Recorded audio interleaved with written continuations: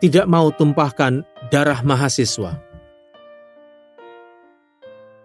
Oleh Teguh Juwarno.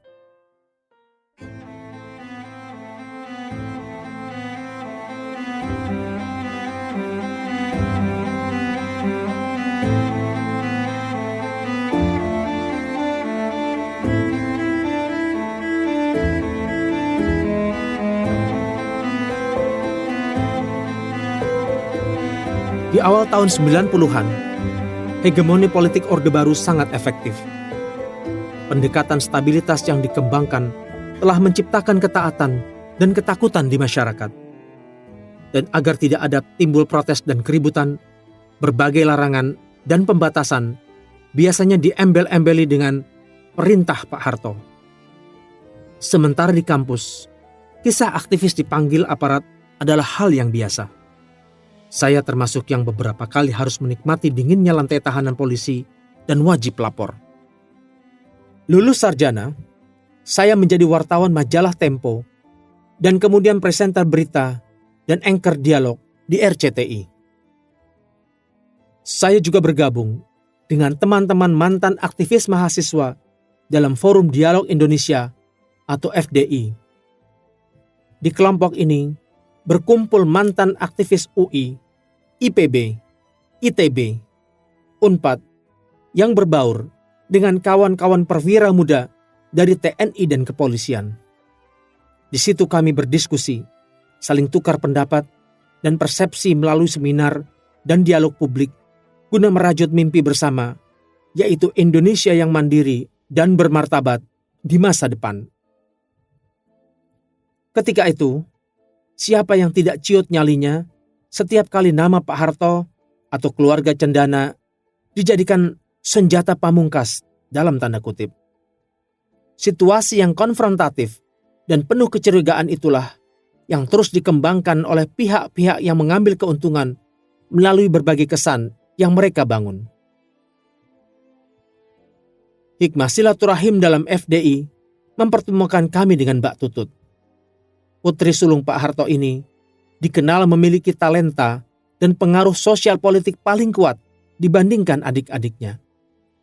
Melalui berbagai pertemuan di forum-forum seminar, kegiatan sosial, dan pertemuan informal, perkenalan itu menjadi ajang tukar pikiran yang membuat kami semakin menemukan kesamaan persepsi dalam melihat persoalan bangsa.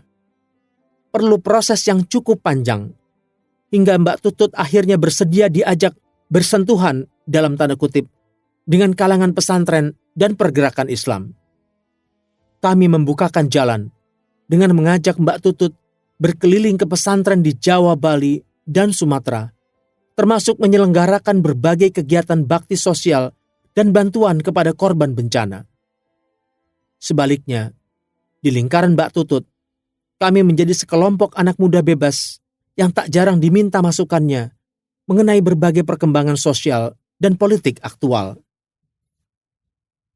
Titik yang berseberangan. Mbak Tutut adalah figur yang punya kecintaan bersentuhan dengan masyarakat bawah. Ia selalu spontan mau membantu, turun tangan, dan tidak tahan mendengar penderitaan orang lain. Saya dan teman-teman nyaman jalan bersamanya, karena kami dibiarkan tetap independen, kritis, dan tidak jarang melakukan kritik secara terbuka terhadapnya. Di tengah lingkaran kekuasaan dan orang-orang yang berebut menjadi orang terdekat dengan menghamburkan sanjungan dan pujian, kami leluasa menyodorkan fakta-fakta yang pahit dan kritik yang pedas. Interaksi itu tak jarang berbuah perdebatan panas, atau bahkan kami berada pada titik yang berseberangan dalam melihat persoalan. Termasuk ketika kami berpendapat sebaiknya Bob Hasan dan Mbak Tutut sendiri tidak usah duduk di kabinet yang dilantik Pak Harto pada 1998. Kami juga menyarankan Mbak Tutut tidak perlu lagi menjadi ketua Golkar, melainkan berkiprah di kegiatan sosial kemasyarakatan tanpa membawa nama pemerintahan Pak Harto. Ini toh yang suka demo saya. Setelah melihat dan berinteraksi dengan pemikiran maupun kerja sosial kami, pada suatu kesempatan khusus, Mbak Tutut mempertemukan kami dengan Pak Harto. Begitu Mbak Tutut memberitahu bahwa yang duduk di depannya adalah mantan-mantan aktivis kampus, Pak Harto berseloroh. "Oh, jadi ini toh, rupanya yang suka ndemo saya waktu jadi mahasiswa. Tapi kan kita sekarang bisa bertemu dan tertawa bareng seperti ini." Pak Harto menatap kami dengan sinar mata orang tua yang peduli dan siap mendengarkan protes anak-anaknya.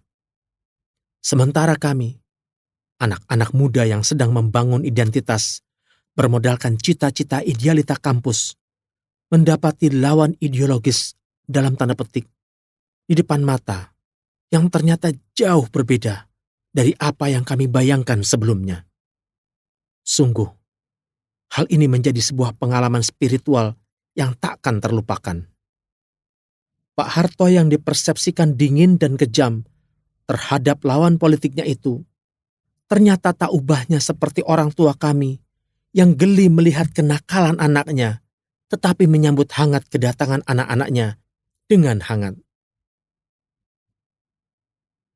Saya kira orang akan mudah terkesan dengan sosok Pak Harto dari dekat, secara informal. Ia mudah tertawa lepas, mau mendengarkan celoteh anak muda, juga murah senyum. Ini amat bertolak belakang dengan kesan yang diciptakan oleh pembantu-pembantunya yang membuat Pak Harto seakan figur yang menakutkan. Beberapa kali kami berbincang langsung dari dekat. Saya mendapat banyak wawasan dan pencerahan tentang nilai-nilai kehidupan. Pak Harto tumbuh dari sistem nilai dan budaya adiluhung yang kemudian dijadikannya cara hidup dalam menjalankan tugasnya menata dan memimpin bangsa. Beliau tidak segan berbagi pengalamannya dalam berjuang dan bekerja memimpin bangsa. Saya memperoleh kesimpulan akan kecintaannya yang luar biasa terhadap Indonesia. Lebih mencintai rakyat. Puncaknya adalah pada hari-hari pasca kerusuhan Mei 1998. Pada saat itu, saya sempat berdiskusi dengan Mbak Tutut dan adik-adiknya. Kami membahas mengapa Pak Harto memilih berhenti sebagai kepala negara, padahal sangat banyak masukan yang menguatkan agar Pak Harto bertahan, mengingat di tangannya masih tergenggam kekuasaan yang besar. Namun, Pak Harto mematahkan semua itu hanya dengan satu kalimat yang beliau ucapkan di depan kami. "Saya tidak mau ada lagi darah mahasiswa yang tertumpah." Memang, beberapa hari sebelumnya, ada sejumlah mahasiswa yang tertembak dalam demonstrasi yang berlangsung pada saat Pak Harto sedang melaksanakan kunjungan kenegaraan ke Mesir. Kalau saja Pak Harto bersikukuh untuk tetap berkuasa pada waktu itu, pasti akan jatuh banyak sekali korban. Pada sisi yang lain, situasi sedang tidak dapat dikendalikan dengan munculnya banyak Brutus seperti yang dicatat oleh sejarah. Ternyata, Pak Harto jauh lebih mencintai rakyatnya. Di sisi lain, beliau juga menghargai mereka yang tidak lagi menghendaki kepemimpinannya. Cinta dan penghargaan itu ditunjukkannya dengan mundur dari kursi kepresidenan. Pak Harto memilih menjadi negarawan. Adu kekuasaan bisa menghabiskan suatu generasi yang lahir pada saat saya membangun negeri ini. Saya tidak mau itu terjadi. Begitulah ujar Pak Harto dalam suatu kesempatan yang terpisah. Ketika itu, beberapa pembantu dekatnya dari kalangan militer dan sipil mengajak Pak Harto untuk melakukan pembalasan terhadap gerakan reformasi yang menumbangkan beliau. Sejarah milik sang pemenang. Setelah Pak Harto berhenti, kami masih bertemu dalam beberapa kesempatan pengajian di kediamannya. Namun beliau sudah tidak mau lagi membicarakan hal-hal yang berkaitan dengan politik. Malah, pada saat memperingati wafatnya Bu Tin di Solo, Pak Harto sempat mengingatkan agar kami tidak perlu sering-sering berdekatan dengan beliau. Karena sejarah adalah milik pemenang, nanti kalian dianggap antek-antek Soeharto. Pak Harto menasihati kami dengan arif dan tidak pernah lepas dari senyumnya. Akibat stroke yang cukup berat, kesempatan berbicara langsung dengan Pak Harto menjadi lebih sulit. Kemampuannya beraktivitas pun menurun tajam. Proses pengobatan yang panjang membatasi Pak Harto untuk tidak lagi memikirkan politik nasional. Wajahnya semakin bersinar. Masa-masa akhir hidupnya dilewati Pak Harto ditemani anak dan cucu. Beliau menjalani hari tua dengan banyak beribadah. Pernah saya mengajak seorang sahabat, seorang doktor ilmu politik dari Singapura, ikut sholat tarawih di Cendana, kebiasaan yang dijalani Pak Harto dan keluarganya hingga akhir hayat. Sahabat saya itu terkejut dan berkata, "Bro, saya tidak menyangka Pak Harto yang dikenal sedemikian hebat. Ternyata rumahnya sangat sederhana. Perabotannya tidak ada yang istimewa loh. Ini sungguh jauh dari bayangan saya." Hari demi hari, langkah Pak Harto kian tertatih.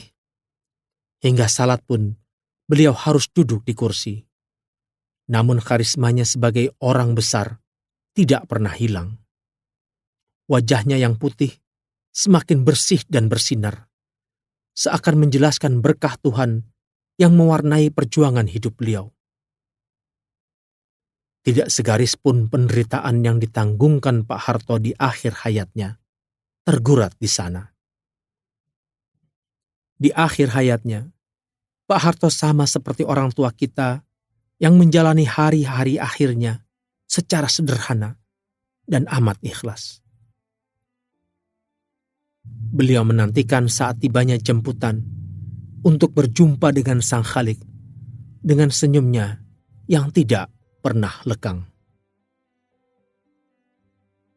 Teguh Juwarno lahir di Wonosobo 1 November 1968. Lulus S1 dari Institut Pertanian Bogor, program studi agribisnis tahun 1991. S2-nya diselesaikan di Universitas Indonesia pada bidang manajemen komunikasi pada tahun 2001. Karirnya dimulai sebagai reporter majalah Tempo 1993, kemudian menjadi reporter, presenter, produser, dan akhirnya menjadi Kepala Departemen Humas RCTI 2002-2005. Tahun 2005, ia menjadi staf khusus Menteri Pendidikan Nasional. Pada saat buku ini selesai ditulis, ia menjabat anggota Dewan Perwakilan Rakyat Republik Indonesia dari Partai Amanat Nasional.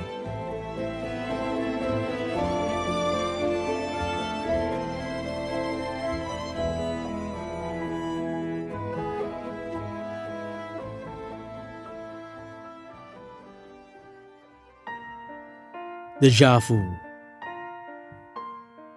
oleh Yudi Krisnandi.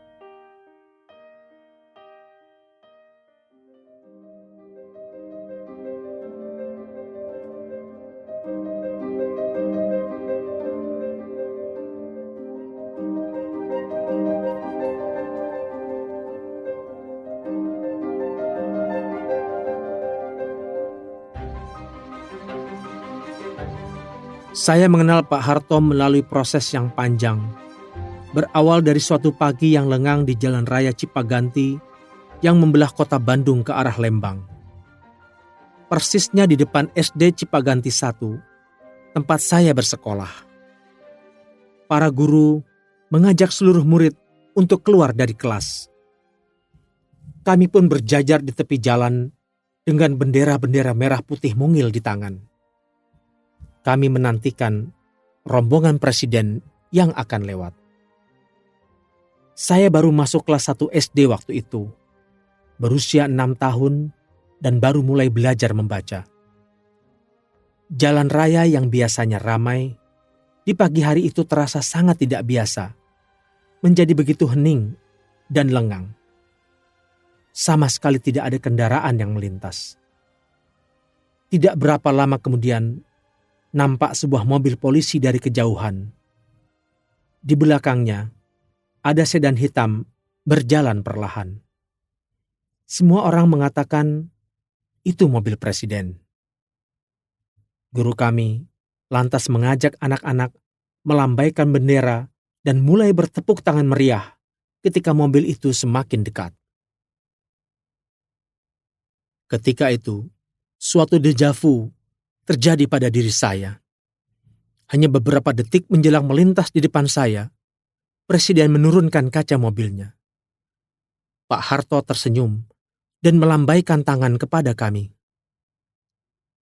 Di usia itu, saya mampu merasakan bahwa selama beberapa detik, tatapan itu tertuju langsung kepada saya.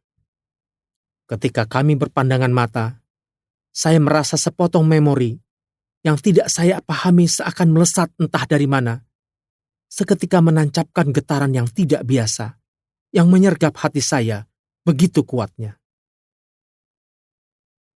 Esok harinya, sepulang sekolah saya mendapatkan koran langganan ayah dan meminta beliau membacakan berita tentang kedatangan Pak Harto kemarin.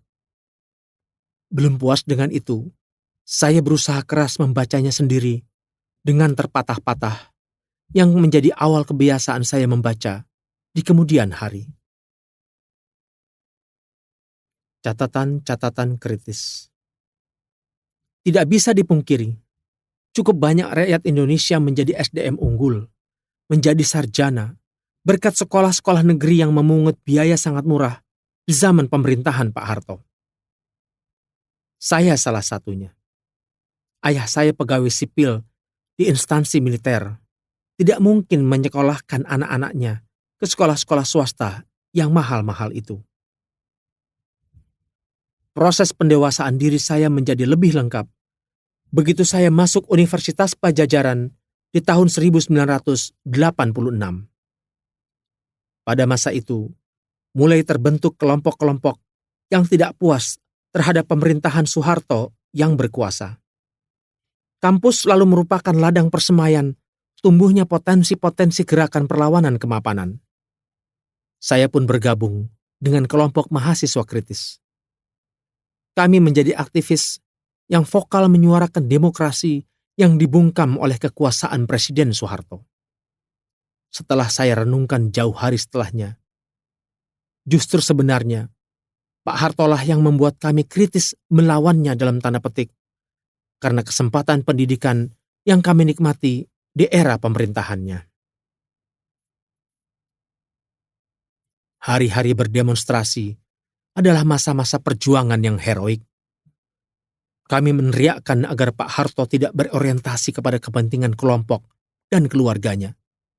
Kami juga melihat pemerintahan yang pemimpinnya berlatar belakang militer telah menyebabkan lahirnya opsi-opsi yang otoriter. Namun, pada sisi yang lain, ayah saya yang menjadi salah seorang pengurus Golkar Jawa Barat dan bertugas di DPRD Garut, membukakan jalur-jalur komunikasi ABRI untuk saya dan teman-teman agar kami tidak menjadi ekstrim. Ayahlah yang memperkenalkan saya dengan Panglima Daerah Militer Siliwangi dan asisten-asistennya pada tahun 1989. Interaksi ini membuat saya mendapat perspektif baru untuk memahami situasi demokrasi yang ada di bawah Pak Harto, sehingga membuat pandangan saya relatif menjadi lebih seimbang. Kala itu, saya merasa sedikit moderat dalam menilai pemerintahan Pak Harto. Forum Dialog Indonesia atau FDI yang kami dirikan bersama teman-teman kemudian bisa melihat dan mengakui berbagai keberhasilan pemerintahan Pak Harto, tetapi juga tidak luput memberikan catatan-catatan kritis pada kekurangan-kekurangannya. Bertemu Mbak Tutut. Forum itu lantas membawa kami berinteraksi dengan Lembaga Pertahanan Nasional atau Lemhanas dan Mabes ABRI. Interaksi itu mengerucut ketika akhirnya kami bertemu Mbak Tutut, yang ketika itu adalah salah satu ketua Golkar, dalam berbagai kesempatan untuk berdiskusi. Mbak Tutut bagaikan urat nadi yang kemudian mengantarkan perjalanan kami dan teman-teman sepemikiran hingga sampai ke jantung pemerintahan saat itu, Pak Harto. Saya bertemu Mbak Tutut pada tahun 1993 ketika saya sudah menjadi kader Golkar. Ia mengajak kami mengikuti sholat tarawih yang selalu diadakan di kediamannya, juga di kediaman Presiden. Juga pertemuan pada acara-acara lain saat kami memiliki waktu yang cukup untuk bertukar pikiran. Dari pertemuan-pertemuan yang lebih bersifat kekeluargaan itu, saya menilai Pak Harto adalah pribadi yang sederhana, penuh perhatian, dan bijaksana ketika mendengar saran dan masukan dari anak-anak muda yang mungkin kurang santun. Melalui dan bersama Mbak Tutut, kami bisa berjumpa, berinteraksi, dan berdialog dengan Pak Harto tentang masalah-masalah kebangsaan. Pada dialog-dialog itu, kami leluasa mengutarakan kritik-kritik, termasuk yang berpotensi menyakitkan hati seorang kepala negara. Namun, Pak Harto selalu mendengarkan semuanya hingga selesai, tanpa sedikit pun respon kemarahan. Pak Harto mau mendengarkan hal-hal empiris yang kami sampaikan dan menerimanya tanpa bantahan. Kemudian, ia mengucapkan terima kasih kepada kami, seraya memberikan pandangan-pandangannya, sekali lagi tanpa membantah apa yang kami sampaikan. Ini membuat saya memahami adanya asumsi moderat yang baik sebagai bagian dari diri Pak Harto yang bisa meruntuhkan asumsi sementara orang yang melulu memandang negatif kepada Pak Harto. Lantas, dari manakah bergulirnya benang kusut yang mengakibatkan munculnya berbagai asumsi negatif mahasiswa dan masyarakat terhadap pemerintahan Pak Harto? Kami pun mulai menoleh kepada mereka yang berada di sekelilingnya. Pak Harto, dalam pandangan kami, dikelilingi oleh para pejabat yang punya moto asal Bapak senang atau ABS. Laporan-laporan mereka yang nyaris sempurna mengenai kelancaran dan hasil-hasil tugas masing-masing menjadi tirai yang menghalangi Pak Harto untuk bisa melihat secara utuh realitas yang terjadi. Suara Pandawa. Saya dan teman-teman bebas menghidangkan perkembangan dari realitas-realitas suram yang menimpa masyarakat ke hadapan Pak Harto. Dengan begitu, beliau mendapatkan perimbangan, mengetahui ada sekelompok masyarakat yang menderita, yang mendendam, terusir atau tergusur, sekalipun demi proyek-proyek pembangunan yang sebenarnya memiliki nilai strategis dan sangat bermanfaat untuk jumlah masyarakat yang sangat banyak. Sayang sekali, implementasi di lapangan yang tidak seluruhnya sesuai dengan harapan rakyat selalu disingkirkan jauh-jauh dari pandangan Pak Harto oleh mereka yang diberi kepercayaan sebagai penanggung jawabnya. Para pelaksana pembangunan yang sangat dipercaya Pak Harto selalu melaporkan hal yang baik-baiknya saja. Mereka menafikan kebenaran dan juga berbagai protes masyarakat secara begitu saja.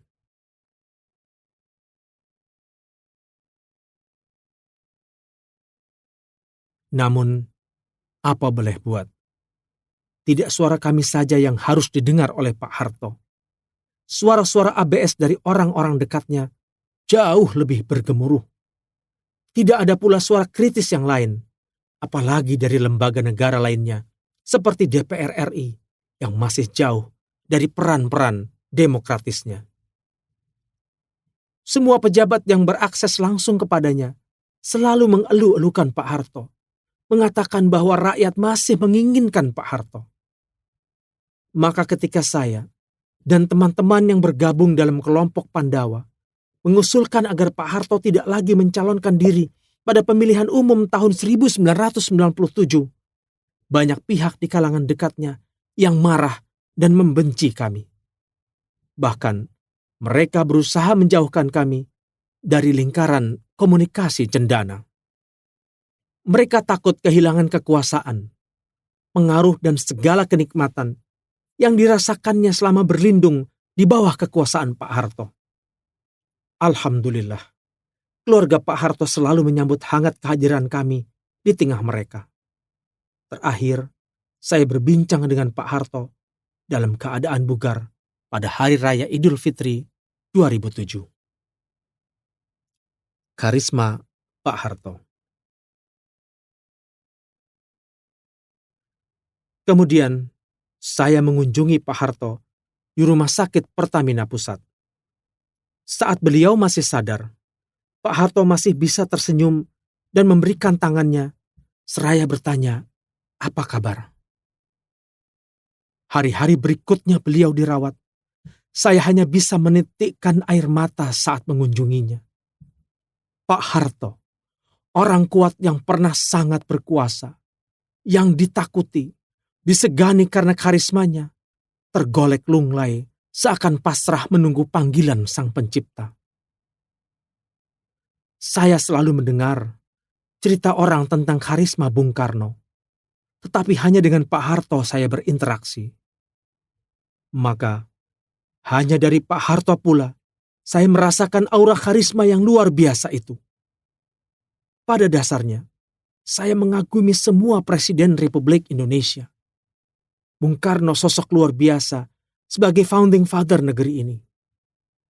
Pak B.Y. Habibie, pintar dan reformis. Gus Dur, Megawati, dan SBY adalah pilihan rakyat yang dipercaya memimpin bangsa yang besar ini. Tidak ada ikatan apa-apa antara saya dan keluarga Pak Harto. Tidak ada fasilitas bisnis atau lainnya. Hanya hubungan silaturahmi kebangsaan yang menjadi ikatan kami dengan keluarga Pak Harto. Independensi yang saya miliki dengan tidak adanya ikatan kepentingan praktis itulah yang mendorong saya dengan percaya diri lantang menyuarakan pengampunan in absentia untuk Pak Harto. Dari hati nurani terdalam, saya merasa kita patut menghargai beliau selayaknya pahlawan nasional. Semua itu berdasarkan hal-hal baik yang dilakukan Pak Harto bagi bangsa dan negara yang besar ini.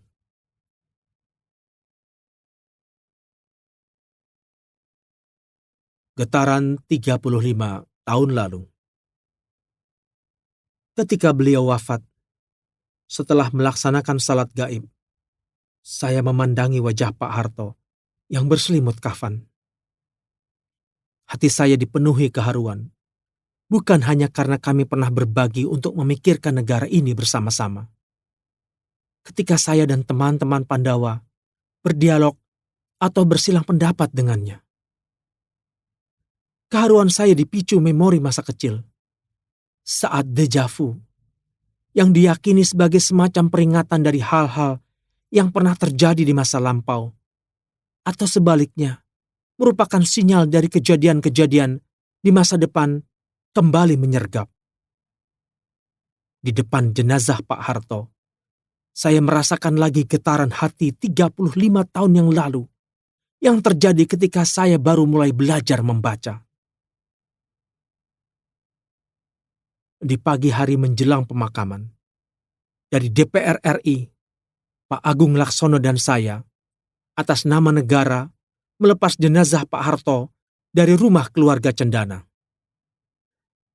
Alangkah panjang waktu dan kehidupan yang didedikasikan Pak Harto untuk tugas dan tanggung jawabnya sebagai seorang yang memimpin pembangunan fisik, mental, spiritual, dan moral bangsa. Alangkah sederhananya kehidupan beliau jika dibandingkan dengan seluruh jasa, pengabdian, dan teladannya. Seharusnya saya bisa meneladani sisi-sisi baik yang dimiliki Pak Harto sebagai bekal pengabdian saya bagi bangsa dan negara di masa yang akan datang. Yudi Krisnandi adalah peraih doktor bidang ilmu politik dari Universitas Indonesia. Saat buku ini ditulis, ia mengajar di Fakultas Ekonomi, Universitas Nasional, dan perguruan tinggi lainnya. Ia adalah anggota DPR RI periode 2004-2009 dari Partai Golkar. Mantan calon Ketua Umum Golkar 2009 ini pernah bergabung di Partai Hati Nurani Rakyat sebagai Ketua Bidang Pemenangan Pemilu. Ayah dari Ayesha Fatma Nandira, juga suami dari Feli Elvira ini, terus memendam cita-cita untuk menjadi pemimpin perubahan di Indonesia.